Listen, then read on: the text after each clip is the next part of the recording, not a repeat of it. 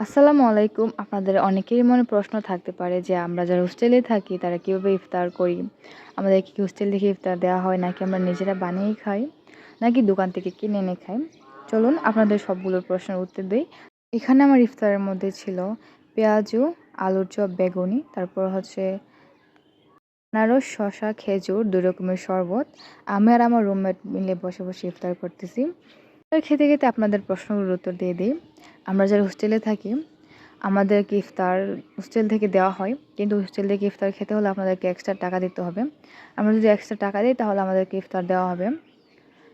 আর আপনি যদি চান বা আমরা যদি চাই যে হোস্টেলে ইফতারি বানিয়ে খাবো, তাহলে বানিয়ে খেতে পারবো। ওইরকম ব্যবস্থা আছে, কিন্তু ইফতারের বানানোর জন্য যে প্রয়োজন উপকরণগুলো প্রয়োজন এগুলো আমাদেরকে নিজেদেরকে কিনে এনে তারপর বানাতে হবে। কিন্তু আমি হোস্টেল থেকে ইফতারি খাই না, আমি বাজার থেকে কিনে আনি। হোস্টেলে বানাইও না, কারণ এগুলো বানাতে অনেক বেশি প্যারা, যার জন্য বাজার থেকে আমি সব কিছু নিয়ে আসি। আর হোস্টেলের মধ্যে তো প্রায় অনেকই ইফতার বানাই। এগুলো অনেক লম্বা সময় ধরে আপনাকে দাঁড়িয়ে থাকতে হয়, অনেক মানুষের ব্যাপার-স্যাপার, যার জন্য সব কিছু মিলিয়ে অনেক প্যারা হয়ে যায়।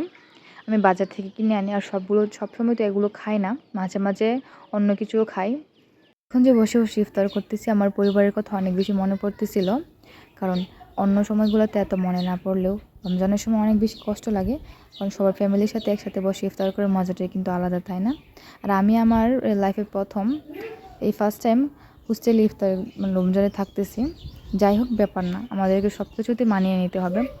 আমার মতো কারা কারা রমজানে হোস্টেলে ছিলেন অবশ্যই কমেন্টে জানাবেন। ভালো থাকবেন, সুস্থ থাকবেন। আল্লাহ হাফিজ।